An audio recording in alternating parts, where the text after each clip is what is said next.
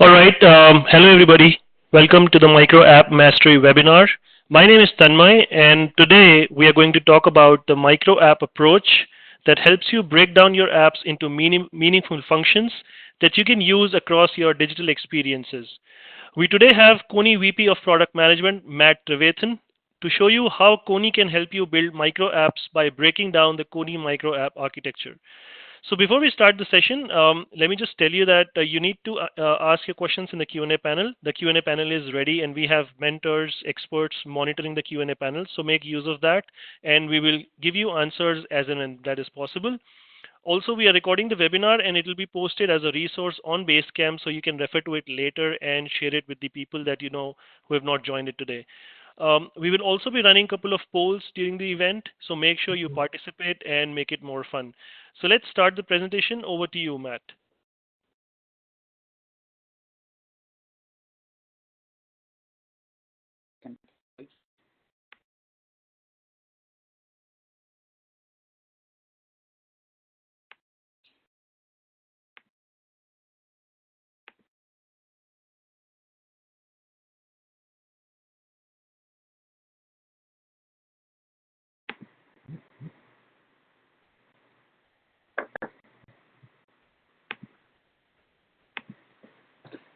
Good morning, everyone. Welcome to the webinar, The Rise of Micro Apps. My name is Matt Trevathan, again, Vice President of Product here at Kony. And we've been seeing more of an evolution of apps over the past couple of years. And that's really what I think everyone's here to look at today is how is app architecture evolving on our mobile devices and our omni-channel experiences. So what we're going to discuss is why are today's apps failing? Why do we have these huge app stores that are filled with apps and nobody using them? What is a micro app? Why is it important? How can Kony help you build micro apps? And then we're going to actually look at the end of this presentation about what we've done and some of our own micro app experiences with a use case developed by Daryl McDonald and part of our team that covers micro apps. So we've all been there. The app stores both have millions of apps in them, whether it's iTunes or whether it's Google Play. Even the enterprise app stores that we use today are just filled with apps. Most of these apps, in all honesty, are of little use. So what ends up happening is we run to the app store, we look, and we see, oh, hey, that app that Google is telling me I should download looks like a good app. We put it on our device. And then all of a sudden, we use it one time and we go, wow, that was 1.5 gig of space on my device. So I don't need it anymore. It doesn't do what I want it to do. It's too much functionality. It's taking up too much space. And we end up deleting it off of our phone. If you look at this stat, about 21% of users abandon an app just after one use. And a lot of this is attributed to the fact that the app just doesn't do what they want it to do. Out of that, 37% will use the app no more than 11 times, and that's still a very, very low number, and that means the stickiness of your app just isn't there. And again, this comes down to considerations of app space sitting on your device, where it sits in your menus, how much space is it taking up, and how useful it is. From an enterprise standpoint, people think that apps in the enterprise are just too hard to use. The other one that catches me not by surprise is the lack of functionality in apps so that come from the enterprise. So a lot of times we as developers in the business have come through and thought, wow, how much functionality can we cram into a single app that we can give to our team so that they can do everything in the world that they need to do off of that app. What ends up happening is these two things. The app doesn't cover what it needs to cover, so the functionality isn't there to what they need. And the second thing is, once you pile all this app functionality into an app, then it makes it hard to use and confusing. Now, a lot of this came from the desktop. And one of the first apps that I developed in the mobile space, 10, 15 years ago, was a time and reporting app. And a client came to me when I was consulting and said, look, we have this desktop app experience. It's time and reporting and travel. And our users come in, they do their timesheets, and somebody needs to approve the timesheet and approve their vacation and travel time. 90% of the time, it's simply come in, select the user, and perform a couple clicks to approve their time or to approve their travel. But the app on the desktop was so complex that you really had to drill down through the app just to do some simple things. Well, mobile devices had small screen space, small real estate, and at that point in time, didn't have a ton of space on them. So when we developed this app for our client, the app was very, very simple. It allowed a person to come in, look at who needed their time approved, and either approve or reject that time. The app feedback was intense, and there was a lot of praise for this director for building this app. Why? Because 90% of the time, that's what people needed to do. Now, as apps evolved, as the size of our screen evolved, as the amount of space and the processors on our devices evolved, all of a sudden we started to move from apps to monolithic applications. So someone got it in their mind, let's start building apps that do everything. From an enterprise standpoint, if I sell an ERP system, I don't want to maintain 4 or 5 apps. The concept was, well, I'm only maintaining one app, therefore I'm doing less work. But what really happens is about 80% of the time, only 20% of the app's features are being used frequently. So in the case of like an ERP or field service, with something like Oracle, you're drilling down 4 or 5 things to do, 4 or 5 screens just to do the 1 or 2 things that you're wanting to do. Now, when you start thinking about disk size, you start thinking about bug introduction and crashes, you can develop a very poor experience, a very poorly running app because you've piled too much into it. And the end user experience is, again, poor. What happens if I'm doing a digital tag and digital lockout app, and then all of a sudden my field inspections piece of that app has some functionality that my user never uses but is causing my app to crash?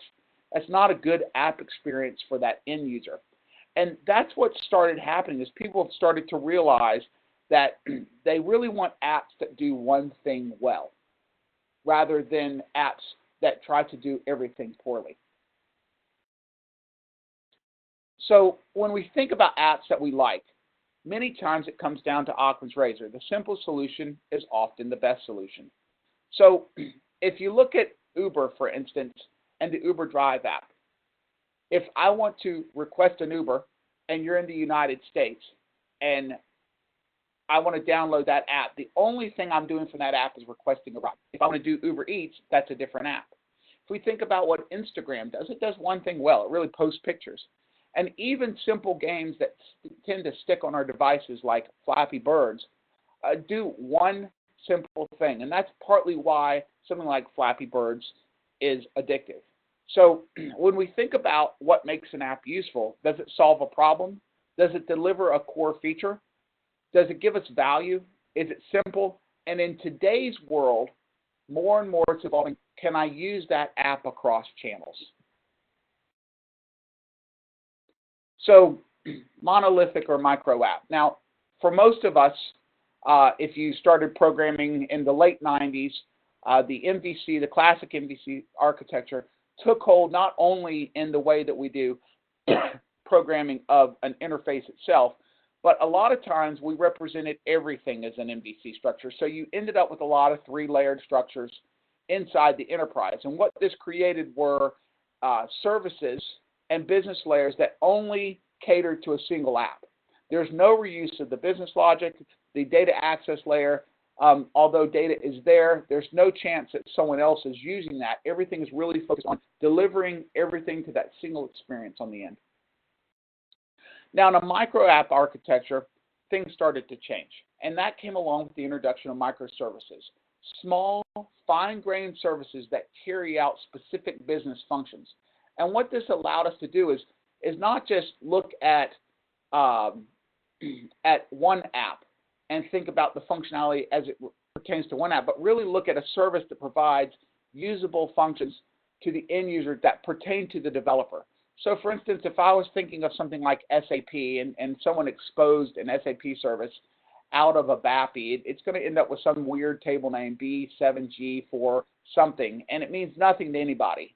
And the service, the SOAP service that usually went on top, was just as horrible and almost as unusable. Well, microservices takes out that horrible experience, puts in a usable experience by thinking about, if I'm a developer, what is important to me? Is the important thing to pull a contact, an account? Is the important thing to check the inventory? And make that a lightweight service so that no matter what I'm ingesting it from the front end, it's easy to ingest.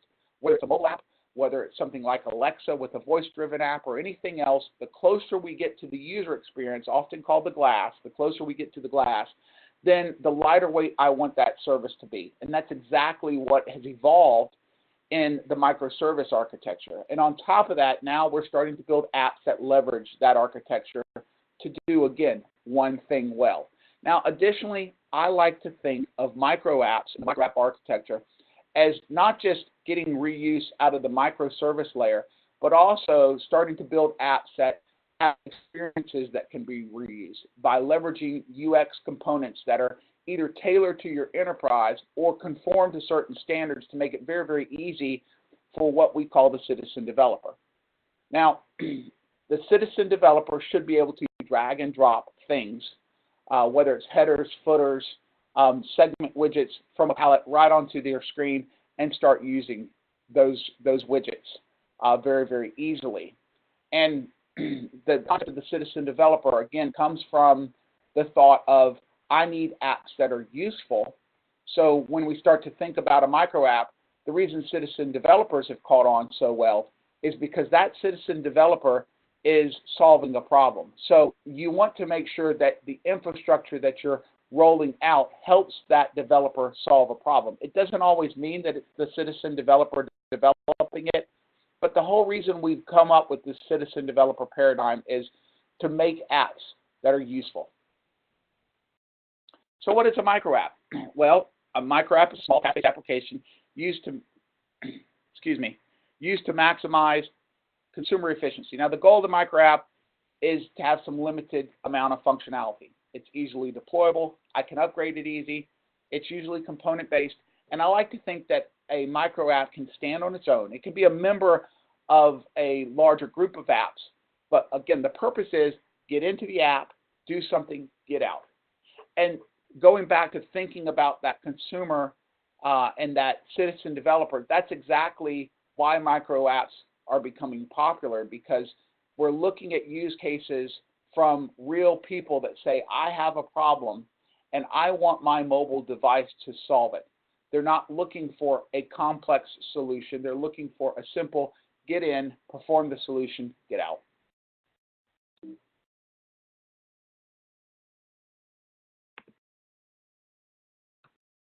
So now I'm going to break down how we take an app monolith into micro apps with Kony Quantum. And Kony Quantum is our platform that includes Kony Visualizer and Kony Fabric that work together to help you produce micro apps. So thinking back to when I was discussing microservices and UX logic and exposing those back-end services up, that's exactly what Kony does. Is we promote reuse of our data objects that may talk to one or more back-end services, creating finely grained, lightweight services that can be used across applications. So my data objects could be used across one or more applications, and those applications themselves even have reusable user experiences inside of them to speed up development. So I'm going to start from the front end and kind of work my way back. And one of the things that we pride ourselves on inside of Visualizer is the ability to quickly create a user experience using predefined components such as a header, a tab, a footer, a segment widget, and be able to use those across multiple experiences without having to retool your application. So what you're seeing here is a simple breakdown of an app, of a header bar that we created inside a visualizer that's available from your left-hand tab, that's usable across mobile, across tablet, and across desktop. So simply by dragging it onto your screen, onto your palette, you can use it with the same widget across all of these different devices. Yet you're able to style this widget to meet what your company branding is, for instance, very, very easily. So we promote that reusability from the UX, from reusability of colors and themes, all the way into the components that you put on the screen.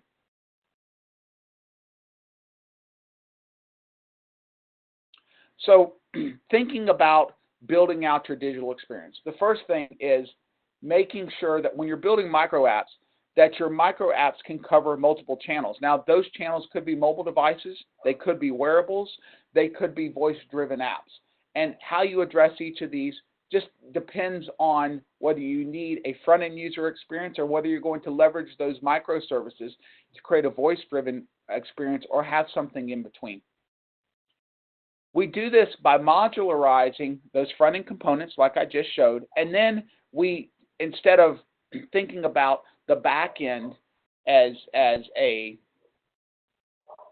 monolithic model, we actually build out a set of what we call virtual app data services. And what these are useful models that are object services, microservices, that help you build applications that are meaningful from a microservice level up to the omni-channel app and can be decoupled easily. So from this app data model, think about my back end's got all this nasty stuff in it, and from Fabric, I build an app data model that on the app side may never change. But from the data side, I can map it to different back ends and not have to regenerate my client code. Now, from a deployment perspective, if I move from SAP to Oracle, for instance, it could be as simple as just remapping this app data model to the developer that developed the app. They don't care because they see the service as an account service, a biometric service, as an activity or payment. But to the guys on the back end, they have now removed that service on the back end and replaced it with another one. So it becomes more of a configuration over coding model, and we provide that decoupling and abstraction to make these types of updates easy. At any point along this way, we have something called the Kony Marketplace. Now, what the marketplace does is there are two versions of it. There's a public marketplace where we at Kony build widgets, components, whether they're front-end components all the way back into app data models, or they're private marketplace items that you can develop within your own enterprise. This allows you to build things that you can share amongst your developers without exposing them to developers outside the enterprise, allowing you to build up a library of reusable components, app data models, even full apps and micro apps if you need to. So the Kony Quantum platform consists of visualizers. That's our front-end tool, and that's really what allows us to work as a designer or be that citizen low-code developer, and also allows the advanced developer to take JavaScript and build apps that are at that next level. So from sometimes we may build an app that has a simple use case and functionality from a micro app perspective, but I still need the power to do more than what typical low-code development platforms offer, and Kony offers you that within Visualizer. So not only do we do low-code, but if you need to expand to business logic that's beyond low-code or client logic that's beyond the low-code platform, we give you that ability. And then on the bottom layer, we give you that microservice layer, API management, and the integration to connectors that speed up development into those backend systems, provide the analytics and monitoring so that you can see what's going on within your app. You can trace user journeys to make sure that your apps are being used and see what services across your apps are being used, and connect those apps to anything in your backend via those enterprise connectors. Again, we end up, if you need a connector that's not available within Visualizer or within Kony Fabric, many times those are available on the Kony Marketplace, and I'm going to show you a component later on that was pulled in from the Kony Marketplace that you can pull any of these things in, from data adapters, backend service integrations, all the way down to code snippets, collections of items, and even micro apps themselves. when we think about deploying our apps, one of the key things I talked about up at the top at the beginning of this was an important thing is making it easily deployable. Kony gives you multiple options to deploy. And I'm going to walk through these options real quick in this slide. We use one code base, so you have a JavaScript-driven application that can be low code, but again, allows more advanced developers to actually write more intensive apps if needed. You can deploy that app as a native app, which you can submit to an enterprise app store or commercial app store, and it does a native install. Or you can actually create responsive web out of the same code experience that you just developed your native app and deploy that to the web. The thing here is there's no install. What is emerging now is something called a progressive web app. Now, those can be entered into Kony's Enterprise App Store. You can deploy those in the Google Play Store as a commercial app. It does a local install, and then you can also just put it on your website or reference it straight off the web. So if someone comes, for instance, if you went to Uber and went to m.uber.com, it brings up what's called a progressive web app. It's an app that looks like a native app once you install it. It creates an icon on your home screen, but the key is that application is a fraction of the size of the app that you just downloaded from the App Store. That means it's just as fast, it takes up less space, and because of that, people are more likely to let it hang around. And you don't have to go through that submission process that you would, let's say, out of iTunes or out of Google Play. So I can put an app directly on your home screen, bypassing the App Store experience. That's a pretty powerful tool. And if I need to update it, I simply update my website where that progressive web app resides, and the next time the person uses the app, that app will reinstall itself as a web app onto their device. Now, you're probably thinking, well, wait a second. I've had the hybrid experience. It's not as great of experience. I'm still writing a lot of code. And what's happened in the progressive web app experience is a lot of the things that we do for typical apps, like accessing the camera or using barcodes. For instance, I have a client that we're working with right now that we're doing barcode scanning. That these days we're not having to do those via something like PhoneGap. We can do those directly off of our progressive web infrastructure, allowing us to deploy apps that look and feel native. They respond natively, but they're really web apps under the covers. So if you see me pushing kind of towards that progressive web app out of your Quantum code base, I like it because it is quickly deployable. And when you think about a micro app, it's fulfilling the need to be quickly updatable and quickly deployable. But we don't limit you to just being able to deploy a progressive web app. We give you the options to do something from a native app experience all the way down to a progressive web app.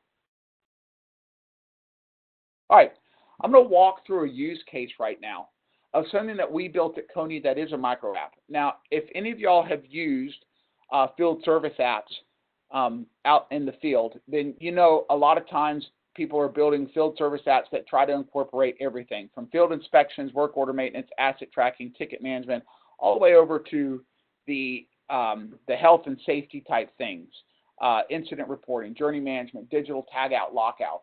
And they try to incorporate all this into a single app. Now, the experience, if you talk to someone who's used a field service app like this, is horrible. To go do a digital lockout, I log into the screen, then I have to go navigate down to the digital lockout, then I have to perform the digital lockout, and there are like 4 or 5 screens before they're ever to where they want to go. Now, when I started web development, the rule was if you had to go anything longer than 6 screens in a web experience in a purchase path, you've gone too many screens to let someone purchase. You have to think kind of that way with an experience in a mobile app. The less screens you have to do to get something done, the more useful that it's going to be from a user interaction. So what we did is we broke these use cases down into smaller app scenarios.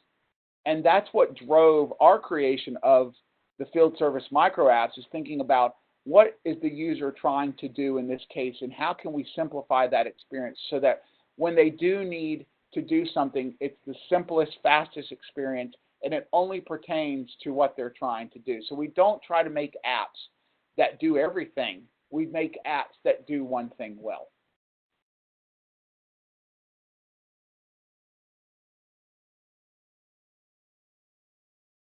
So thinking about that from a platform experience is we still have all those different back ends, but we leverage Kony Quantum to build reusable assets from MicroApps themselves to data objects. We leverage those connectors I talked about earlier, and we leverage UI components from the marketplace or directly from the Visualizer IDE to rebuild apps on a micro app level instead of a monolithic level. So we can share UX components to keep our branding looking the same, so our coloring looking the same across my apps, so I have a similar look and feel. I can extend MicroApps that I've already deployed into the marketplace by downloading those and then adding in functionality. And then I can leverage the microservices exposed as data objects from my microservices layer so that if something from inspection needs to have something from work order, that they can work independently of each other, but they can share the same microservices. So we really broke this down. We broke down that single monolithic field service app into a number of apps. The first one was probably one of the most used things, which is field inspection. And a lot of times when you do a field inspection, you're out there, you're making sure something's been installed correctly, that you're meeting certain code, and you a lot of times are integrating back into something that's extremely old or archaic, like an SAP system, some sort of ERP, where when you complete this inspection, it's being processed on a back end somewhere. So something that's important here is that offline experience. Field service, whether it's offline or online, you still need to be able to leverage these apps to do their work. And field service is one of those apps that this is true.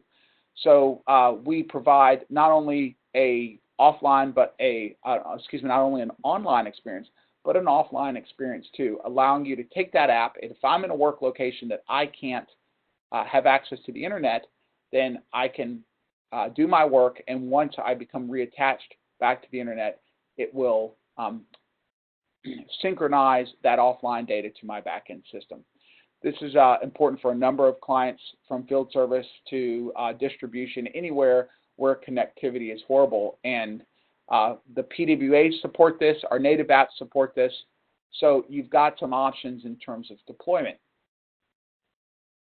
We also thought about those maintenance apps, and this is one of the apps where, when I was working with an energy company, this is exactly what they wanted. It's something simply to come in, I have a work order, let me fill out the work order, make sure it's complete, and get out of there.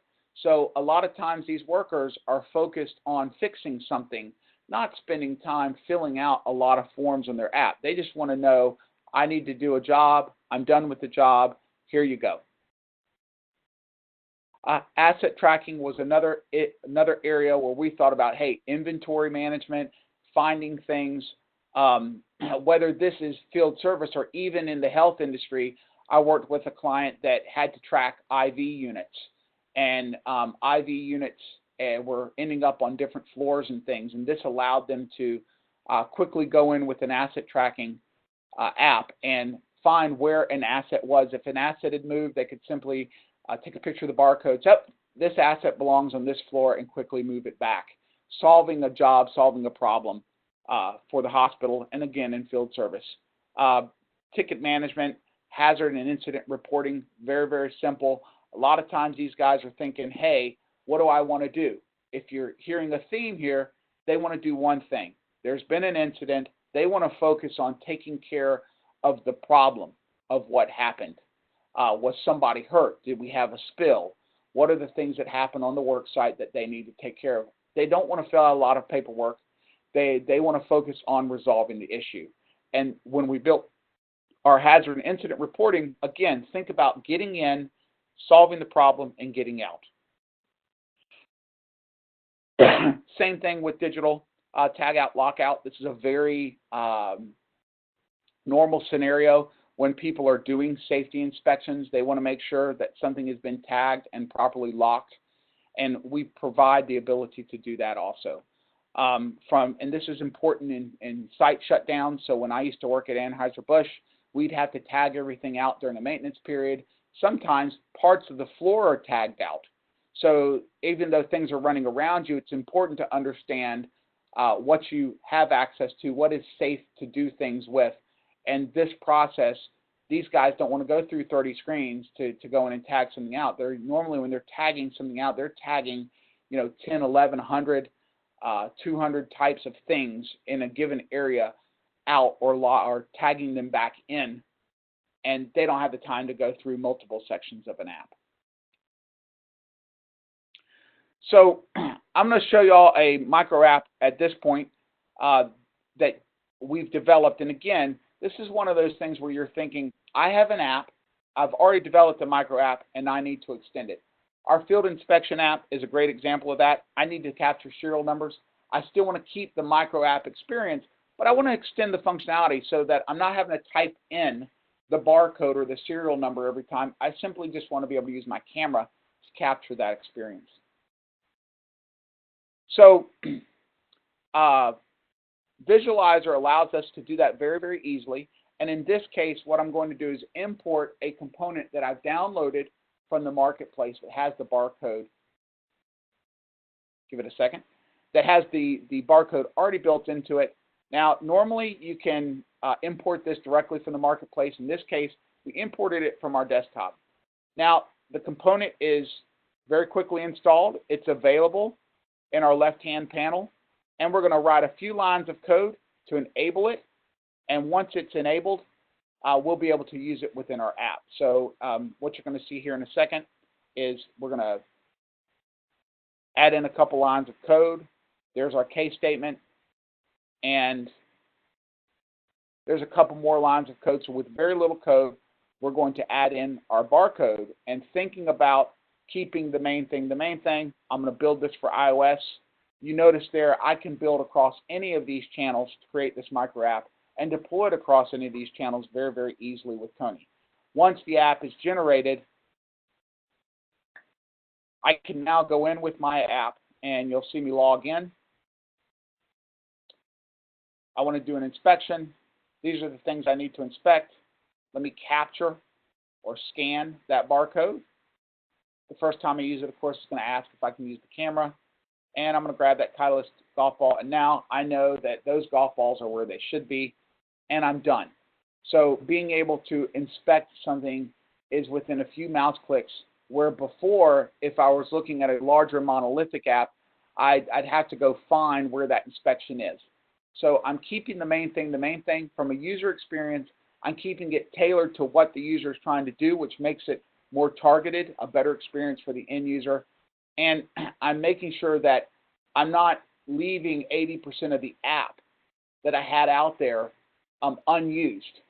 That whatever the experience is valuable and useful to that user at the end of the day. So I'm going to go back and just kind of recap what we've gone through, which was a lot in a very short amount of time. We looked at monolithic apps. We looked at the App Store. Why are apps in the App Stores failing today? And a lot of times it's because there are a lot of apps out there that just aren't useful to us. They actually do too much. And that's where micro apps come in. They're very targeted, focused apps that help us make things that are useful to the end user, whether it's in the enterprise or a consumer-driven app. We learned how Kony can help you build micro apps, not only from the microservice level, but also leverage components that are available in the public marketplace within our IDE itself, or you can maintain your own components within a private marketplace you can share within your enterprise to speed up development, not only from the seasoned developer, but also for the citizen developer. And I broke down a use case of field service and how we took something that was a monolithic app and broke it down into simpler apps to solve a problem. For next steps, if you haven't downloaded Kony Visualizer, if you haven't used the Kony platform, please sign up. Take a look at the Kony platform. I didn't go a lot into Visualizer today. It's a very powerful front-end development tool that'll help you build these things across your channels, attached to those microservices on the back end that are exposed via what we call Kony Fabric, and really build powerful apps that you can quickly deploy that are useful to your end users across your channels. I also have 2 articles that are out there on mobile app architectures that you may find interesting. So with that, I'm going to hand it back over to Tanmay and to Mary and see if there are any questions. Thank you, Matt. Thank you for your great session today. It was good info, and I'm sure you know the session was useful to everyone who has joined us today. Thank you, everybody, for joining the session. If you have questions, you can post it in the Q&A panel. I don't see any questions right now. If you have, feel free to post in the Q&A panel. We will answer you right now. And we are still here for a few minutes, so feel free to post your questions. Um, Also, Matt, if you can pass me the ball, I have few slides to show. Thank you.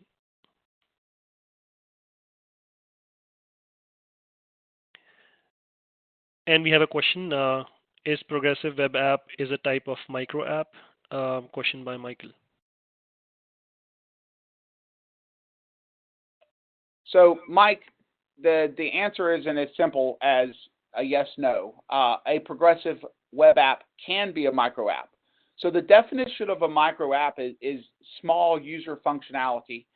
A progressive web app solves some problems of a micro app. Number one, is it easy to deploy?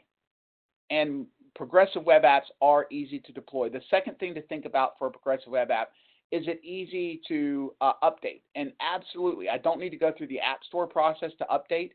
So not every progressive web app is a micro app, but I tend to, in my opinion, camp on the side of a micro app lends itself very well to being a progressive web app because of the speed of deployment and the maintainability of progressive web apps. Make it very, very easy to pick those apps up, do updates, and deploy them out without going to an app store. Did that answer your question? I hope, Michael, you have the answer. Yeah, he says thank you. Thanks, Michael. If you guys have more questions, feel free to post. We are still here for a few minutes. And if you see the slide on your screen, we have the next webinar on 20th of June, June 20th, and that will be on monitoring performance in applications using Kony. If you want to register, you can go to Basecamp today, and on the home page, you will see events widget, and then you can register from there. You can even go to basecamp.kony.com/s/events, the link that you see on screen, to see the past webinar recordings as well as the latest one, and you can register to the new webinars listed there. If you have more content, if you want to, you have a favorite topic, you want to listen to it, and you want a webinar on that topic, feel free to give it to us on basecamp@kony.com. Email us, and we'll make sure we fix the webinar. Matt, we have one more question. What is the difference between? That's a great question. We did a webinar on progressive web apps, so I'm going to encapsulate this the best I can into something smaller. A responsive web app is an app that runs across your devices very, very easily. It uses breakpoints and some magic under the covers so that you write one code base that you can see on your mobile device, on your tablet, or on your desktop. But Google came out with the concept of progressive web app as an app that you can run offline and online. It's installable directly on your device, and it responds like a native app. And there's something called the Lighthouse audit by Google that will tell you if you're responsive. But the architecture is a little different than a true responsive web app because it uses something called a service worker. And what that service worker does is it goes out and it downloads things as you need them. It builds the app partly on the fly. So it gives you a very native user experience on your device that you can take offline. Once installed, it looks like a native app. It just takes up a fraction of the space.